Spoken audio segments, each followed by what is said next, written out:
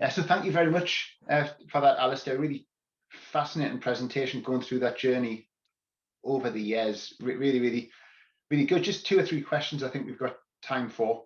Okay. First of all, when you were talking about your sort of family objects, you're talking about the specification masters and this that sort of office knowledge as well. Do you coordinate all that together so there's like a match between the family object and the specification master? We do, but I think that it's one of the areas that we recognise we need to improve upon. And I am currently assembling a central team to be dedicated to this moving forward.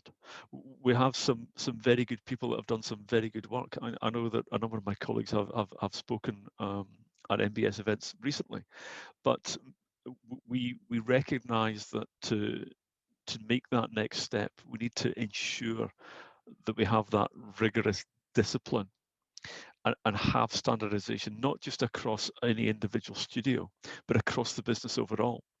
So we've got a team that actually looks outside simply technical standards.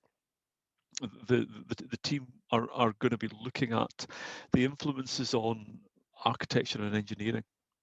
So the Hackett report, as an example, and the outputs from that are going to significantly change the way that we progress building design and information management. We need to be clear on this. So the group will look at those emerging standards. The Hackett report is one. The emerging protect duty is another, and how that influences the way that we design, what we design with. The group will then look at best practice around material specification and building detail, provide guidance to our project teams, and that's centralized guidance. Everybody hears the same message from the same point, and then we'll ensure that the specification libraries that we're building, the content that align to those libraries, and also the typical details and callouts that sit alongside the spec and the content all contain that knowledge to ensure that the work that's being progressed is set within the contemporary legislation and standards. You know, we've always had a content library, we've always had means of disseminating information, but it's clear that to make that next step and to make it in a digital way, you need to tie together that design delivery and design technical knowledge. You need to have one foot in IT and ensure you have the right systems configured in the right way to support it. And also, the third leg of this stool in BDP terms is that you have to have the quality assurance processes to check and validate and have that feedback loop and continuous improvement cycle to ensure that you don't implement something and then stand still, and that it's constantly reviewed, constantly improved. That's brought into the working methods of the business and is providing better outcomes for our clients and building end users. And do you sort of pair up the person with the technology knowledge, like the Revit knowledge or the NBS knowledge, with the person that's the subject matter knowledge across BDP, whether it's timber frames or curtain walling or heating systems? Does it like, do they match and then you create something special as your sort of master, your baseline? That's what we try to do, but I think that in reality, there are people that are more interested or more adept in certain areas. So the way this team is assembled, there's an overall technical lead. There will be a technical manager. There will be a specification manager, and then there will be content and detail authors. But working as a group and ensuring that those people have time that it isn't, they're taken out of project delivery, they're taken out of fear activities, so they're not time pressured. They will spend the appropriate amount of time carrying out the research and feeding that back, or reaching out to those individual subject matter experts within the business.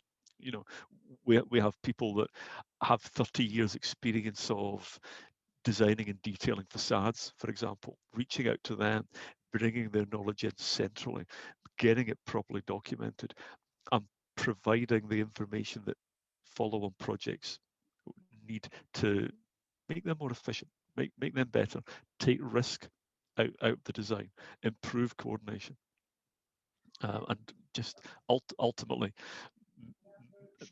make our product stronger.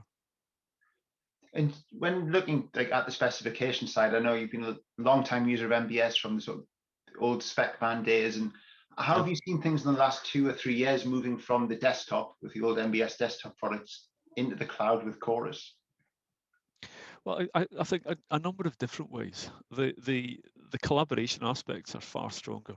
You know, the ability to have that single central project database that multiple people, multiple locations can access is provides a real benefit for us.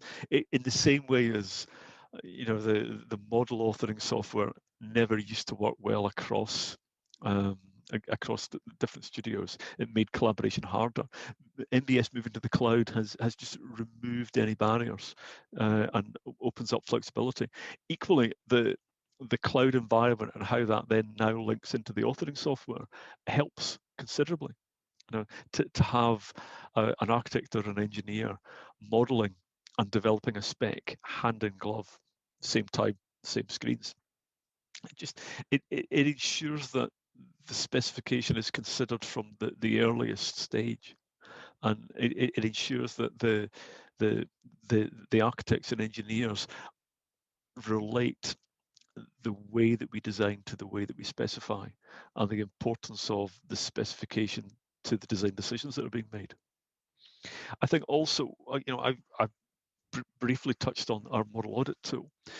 As that gets expanded, I'm hoping that it will be expanded into to analyze the development of the spec, so that we can start to draw metrics back into project dashboards that not only show model progression, model development, but also specification progression and development. I think we need to do a little workshop.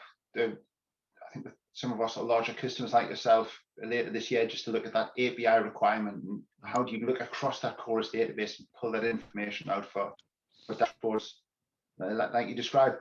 And I know coming into this session today, I was thinking back 10 years, it might be more, might be 11 years ago. We sat on a round table at the point where I think Paul Morrell and Mark View were doing that big BIM strategy. Looking back now, 10, 11 years on, how do you reflect on that sort of Paul Morrell vision? Oh well, I mean, I remember that session fondly and slightly embarrassed by it. That was at the RIBA. I think it was 2011, and I was relatively new to my role. And I remember Paul Morrell was discussing his vision, and my head was spinning, thinking, God, how on earth are we going to achieve any of this?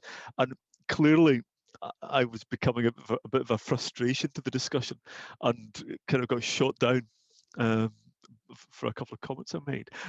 Looking back, I think that everything that was set out then and the approach was absolutely valid. And the way that we've gone about our adoption it has to be incremental. There's so much to do, there's so much to consider. There are so many influences that when you try to think about what perfect would be like, you're never going to make a start. In the very early days, I was quite convinced every 6 to 8 weeks we'd make a step forward and we bring benefit to the business that quickly, because you could make significant inroads, make real change. As the times progressed, these wins have become harder and harder to achieve, and it's taken longer to achieve them. But they're still there to be won. You know, I showed a little bit about virtual reality. That was one of the most significant steps we made to help our end user clients understand what it was we were designing for them. But now it's an outcome. It's almost a a kind of disposable commodity that comes along with modeling, provided the modeling's done accurately.